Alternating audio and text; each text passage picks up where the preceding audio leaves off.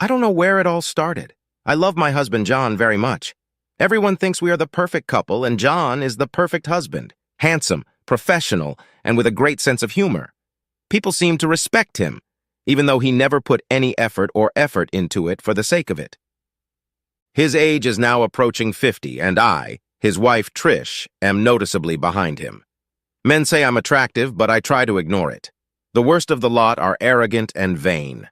In my 46 years at 5'7", with brown eyes that match the color of my hair and a decent figure, I'm happy with my looks. I exercise and do yoga, but not fanatically. Enjoy good food and drink, which means a few extra pounds, and that's appropriate for my age. I work as a retail manager and have a passion for reading, puzzles, and games of all kinds. Our children, Jason and Vicky, are grown but still live nearby and often have game nights with us and our extended family. The sex life remains great. The only snag is that I never experience a finish during sex, but John is far more bothered by this than I am. He is an exceptional master of other caresses, and I enjoy sex with him immensely. I took John with me to our Christmas party. It was nice to be dressed up, and we always had a good time. John felt comfortable in his new company and could talk intelligently about any subject. I left John at the bar to hang out and dance a bit. It started out with a group of girls, but we were joined by some young guys from work. I liked the company, especially the new supply manager. I really like working with Martin. When I met him, there was an instant connection between us. He was young, fit, charming, and for some reason very interested in me. I went looking for John and finally found him sitting behind the bar. He didn't look happy and looked like he was about to leave. "Sorry, babe. I got distracted talking to everyone and walking around the lounge." "Everyone or just him?"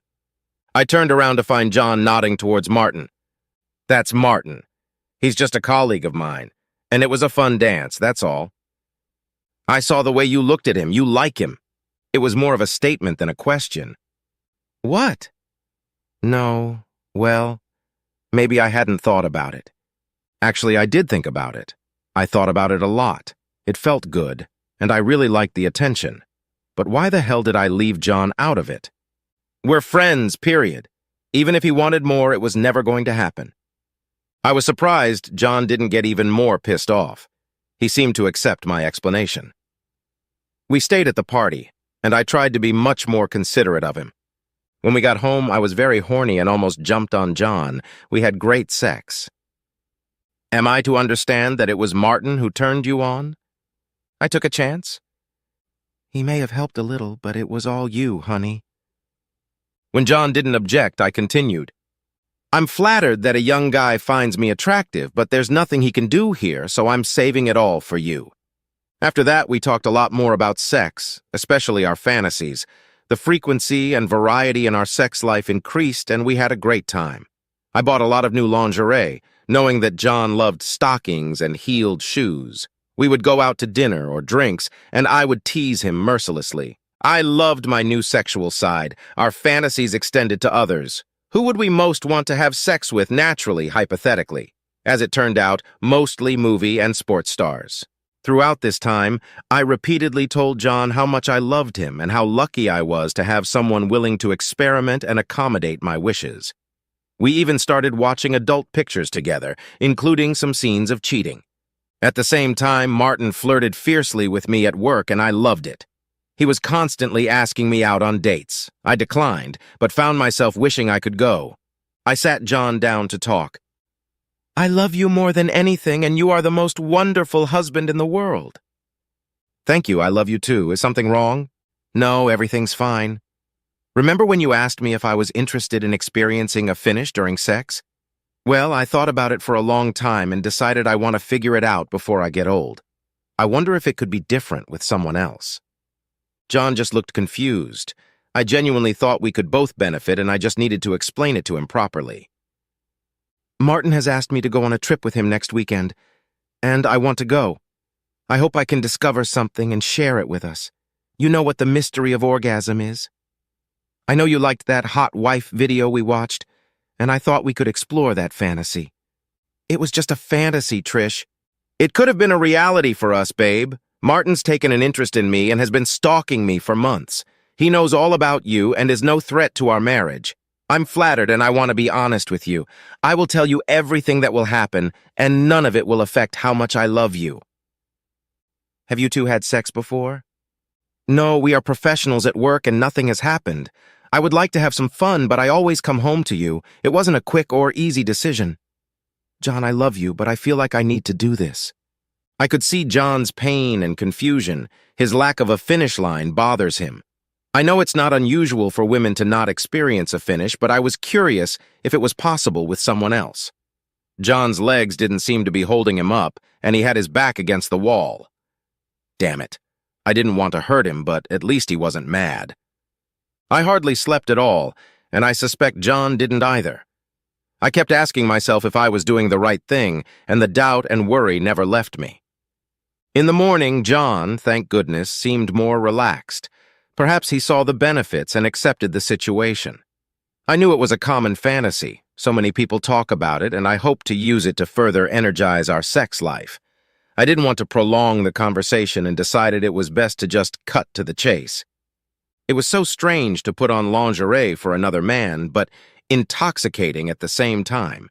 The new set included a garter belt, bra, and a tiny thong that seemed racy, even decadent. And the fact that he was handsome and fit was even more arousing. I felt some guilt in front of John, but the feeling of arousal overpowered it. I packed my weekend suitcase, mostly full of dresses, heels, and lingerie, and said goodbye to John. I'll be back on Sunday. Be ready to take me back. I'll be in touch, darling. I want you to be a part of this. John didn't respond in any way, but I knew he was nervous and had mixed feelings. I intended to stay in touch with him and make sure he was okay. Upon seeing my outfit, Martin seemed delighted. I let him catch a glimpse of the top of my stockings, and I loved his reaction. Pure lust. It wasn't that I was hiding or concealing them, but I made sure he saw me in all my glory. The sexual tension was building, and I was very excited to be with him. How did John react to our trip? Not very well, but not as painfully as I thought he would. I was almost disappointed that he didn't fight back harder. Have you made our intentions clear? Yes, more clearly, but without being rude. Described it as a trip and a date. He didn't resist at all? Maybe he's a cuckold. Why don't you write him?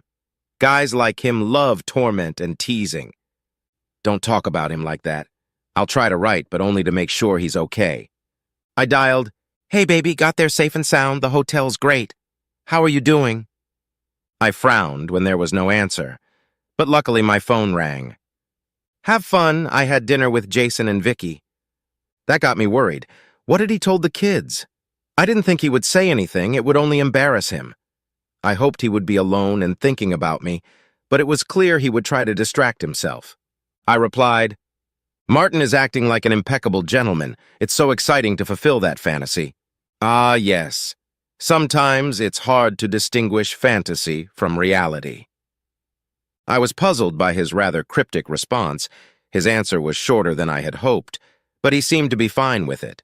No threats or hurt emotions. Martin asked about his answers. He seemed to enjoy it, a little more than I would have liked, to be honest. Maybe he's a real cuckold. Try sending him selfies with us, see what he says. I wasn't sure, but I did it and sent selfies with us at the restaurant, adding a caption, "I appreciate everything we have, and we can have even more by having a great time." Then I replaced the word time with date. Yes, having a wonderful date. And sent it. It fit the hot wife theme and might have turned John on. "I can't forget this place during our anniversary. Sounds like you're having a great time. You certainly dressed up for it, and no wedding ring." I was reminded of our anniversary at this same hotel, and if tonight was anything like that, it would have been a great night. Maybe we should have picked a different place. I wouldn't want John to feel like he'd been replaced in any way. "I wanted to be respectful of your ring, babe. It'll be back in place on Sunday when I get back to you. I love you." Actually, I do. I felt slightly guilty, but I was sure I could undo any damage by enjoying my time with Martin. We finished our meal and enjoyed our drinks. The tension reached boiling point, and we turned down the opportunity for another drink and headed for the room. I quickly texted John. "Already on my way up. Hope it turns you on. I'll be your hot wife soon. Tell me, how are you feeling?" Hardly had we entered the room when Martin kissed me. a passionate kiss until my fingers cramped. You won't regret this, Trish. Perhaps we can make it a regular thing if John is agreeable. I was thrilled to be desired by another man. I was excited by the novelty and what it would be like with another man. Martin kissed and touched me all over, and it was like an electric shock. I told him to wait on the bed while I got ready.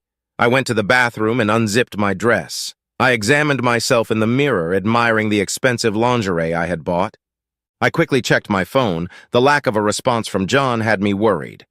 This might be harder for him than I thought, but he didn't mind the plan. I texted again. John, are you here? You've been quiet all night. I love you, baby. We can make up when I get home. Obviously, I have a hard time believing that's possible. I stared at the phone for a moment, trying to figure out how my husband felt. Surely it makes sense that part of his soul is regretting or doubting the way things are going. Honestly, baby, it's going to be just that. I'm going to dress like this for you too. I sent selfies with the bathroom mirror showing off my underwear and stockings.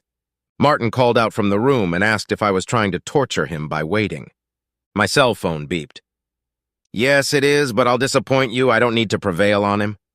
Damn, this is a mistake. The picture was supposed to turn him on. I tried calling, but there was no answer. Maybe he wasn't as turned on this evening as I had hoped. I was about to send another text when I heard the dial tone again. Enough about that. You like puzzles. Read the letters of the first words in my replies. Maybe you'll understand. I looked at the first words in his text message again. Have fun. Forget, actually, obviously, yep. Divorce. Divorce, damn it! I called him again, but there was still no answer.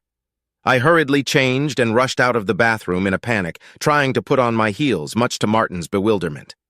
I have to go home immediately! Martin was shocked at first, but then tried to calm me down and get me to explain. I showed him all the text messages. Damn, he's not going to do anything stupid, is he? I don't want my wife to find out. So you're married? I was texting as I ran down the hall. On my way home. We ran to Martin's car. He got behind the wheel and I called and left a voicemail. We had nothing. I'm on my way home. I also texted the same thing and got an immediate reply. Chance had enough of that. Thanks for the heads up. It will allow me to make some preparations. Please don't do anything rash. This is all a terrible mistake. Loving you was a terrible mistake. Then another text from him. Legally speaking, you left me no choice. I'm not going out with him anymore. I'm choosing you. Ha, that's a waste. Clearly you wanted him and I don't want to tie you down. It's your body, your choice. You didn't want to miss the chance to get the finish line. Did you know he's married with 3 kids? Anyway, don't be too hasty. I'm gone. I am now on paid leave after being laid off before retirement and will be traveling a lot. P.S. Look at that, I got another word. I reread all the text messages. Chance, love, legal, slut. When I arrived, the house was dark and quiet with a for sale sign in the front garden. I loved the house. It was my pride and joy. All of this suddenly became very real and I panicked. When I entered the house, on the kitchen table were neatly folded divorce papers that John had already signed. Missing were most of his clothes and personal belongings. I was shocked. It came to me that I was losing my best friend. We always talked. Our conversations were light and he always made me laugh. He was the love of my life and... Gone. I sent another text. We're not done. I love you, and you love me. For 2 weeks, there was nothing from him despite all my attempts to contact him. I was hysterical. He withdrew half of our savings and took the things that were most precious to him. An envelope arrived at our address written in his hand. I opened it and was shocked to find it contained his wedding ring.